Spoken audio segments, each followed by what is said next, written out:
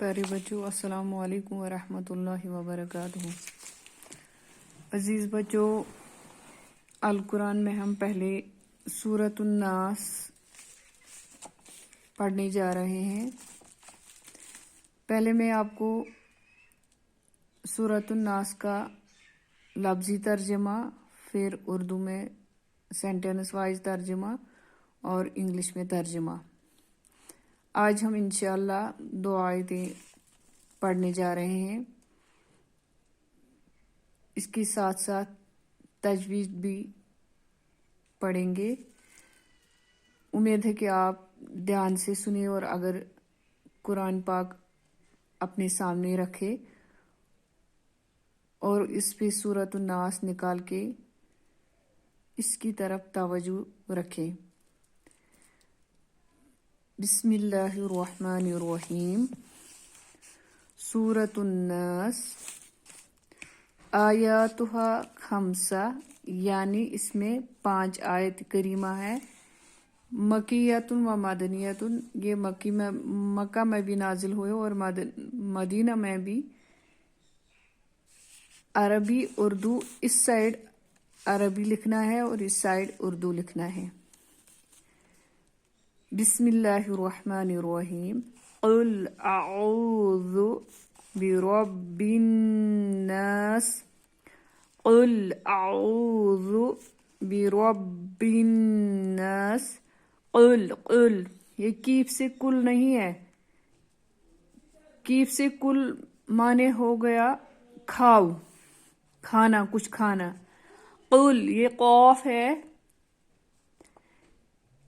قل کہیے یا کہہ دیجئے اے نبی صلی اللہ علیہ وسلم۔ اعوذ، الف پہ جب زبر زیر پیش ہو تو اس کو حمزہ بولتے ہیں۔ عین، اعوذ، ذال ہے، اعوذ برب الناس، اعوذ میں پناہ لیتا ہوں، برب رب کی، الناس لوگوں کے۔ قل کہیے، اعوذ میں پناہ لیتا ہوں، برب الناس رب کی، لوگوں کے۔ اب اردو میں اس آیت کریمہ کا ترجمہ ہے، کہہ دیجئے اے نبی صلی اللہ علیہ وسلم، میں پناہ لیتا ہوں لوگوں کے رب کی۔ Say, I seek refuge in the Lord of mankind. Say, I seek refuge in the Lord of mankind. Malikin nas, Maliki annas, Malikin nas، ملک ہو گیا مالک یعنی بادشاہ، الناس ہو گئے لوگ، لوگوں کے حقیقی بادشاہ کی۔ The king of mankind، the king of mankind۔ پھر سے پڑھیں گے، قل اعوذ برب الناس، کہیے میں پناہ لیتا ہوں رب کی، لوگوں کے۔ کہہ دیجئے اے نبی صلی اللہ علیہ وسلم، میں پناہ لیتا ہوں لوگوں کے رب کی۔ Say, I seek refuge in the Lord of mankind۔ مالک بادشاہ، الناس لوگ، لوگوں کے حقیقی بادشاہ کی، the king of mankind. عزیز بچوں، تھوڑا سا ہم تفسیر پڑھیں گے۔ ان آیت مبارکہ میں یا اس سورہ میں حضرت صلی اللہ علیہ وسلم اور آپ کے واسطے سے تمام مومنین کو حکم ہے کہ شیطانی خیالات و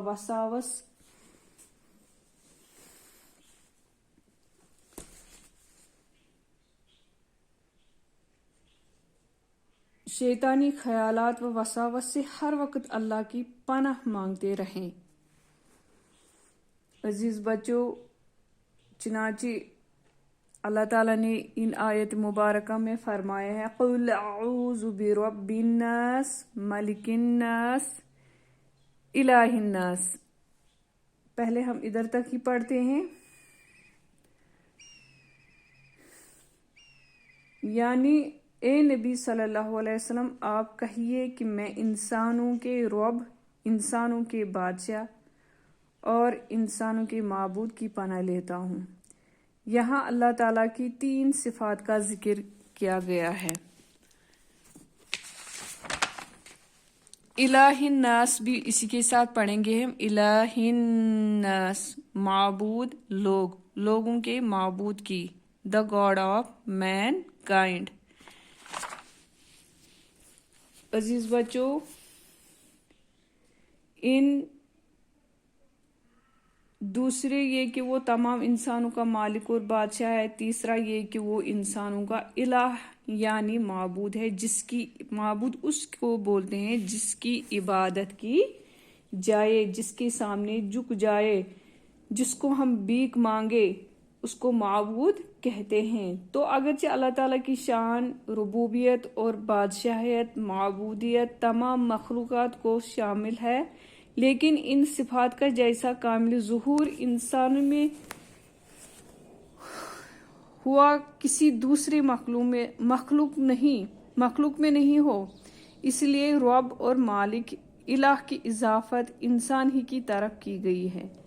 نیز شیطانی خیالات اور وساوس میں مبتلا ہونا بجز انسان کے دوسری مخلوقات کی شان بھی نہیں ہے، یعنی انسان ہی کو شک و شبہات، خیالات اٹھتے ہیں، نہ کہ باقی جو بھی مخلوقات دنیا میں ہیں ان کو ایسے، وہ تو جس کام کے لیے اللہ تعالیٰ نے ان کو رکھا ہے وہ کام اچھی طرح سے انجام دیتے ہیں، مگر ایک انسان کو خالی اختیار ملا ہے، مگر انسان ہی شک و شبہات میں پڑتا ہے، انسان ہی شیطانی خیالات انسان ہی کو آتے ہیں کہ جو بھی پناہ اور بچاؤ کا طالب ہو وہ اس پاک اور برتر صفات والے خدا کی پناہ میں آ جائے۔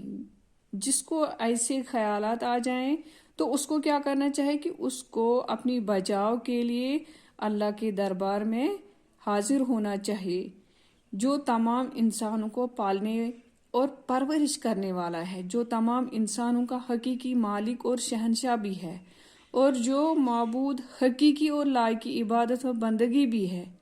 یعنی ان 3 صفات کے ذکر سے یہ بھی اشارہ ہو گیا کہ بندہ صرف اللہ کی پناہ لے، جو ان صفات کا مالک ہے، اور کوئی دوسری ہستی ان صفات کی مالک نہیں ہے۔ اس لیے اللہ کے سوا کوئی دوسری ذات پناہ طلب کرنے کے لائق نہیں۔ اللہ تعالیٰ نے ان آیات مبارکہ یا ان سورت مبارکہ میں ادھر سے ہی ہمیں اشارہ دیا ہے کہ ایک انسان کو کیا کیا مسئلے درپیش آئیں گے۔ اس کے لیے اللہ تعالیٰ ہمیں خود ہی سکھاتا ہے کہ بذریعہ رسول کریم صلی اللہ علیہ وسلم کہ اگر آپ کو ایسے خیالات آئیں گے تو اس کے لیے آپ مجھ سے کیا مانگو گے، اور مانگ کے مجھ پہ بھروسہ رکھو گے۔ قل اعوذ برب الناس ملک الناس الہ الناس، یہ حضور صلی اللہ علیہ وسلم کو سکھایا گیا ہے۔ کہہ دیجئے اے نبی صلی اللہ علیہ وسلم میں پناہ لیتا ہوں لوگوں کے رب کی، لوگوں کے حقیقی بادشاہ کی، اور لوگوں کے معبود کی۔ عزیز بچوں، جب ہم یہ دونوں صورتیں سورہ ناس اور سورہ فلق اختتام کو ہو جائیں گے تو پھر ہم اس کا شان نزول پڑھیں گے۔ السلام علیکم ورحمۃ اللہ وبرکاتہ۔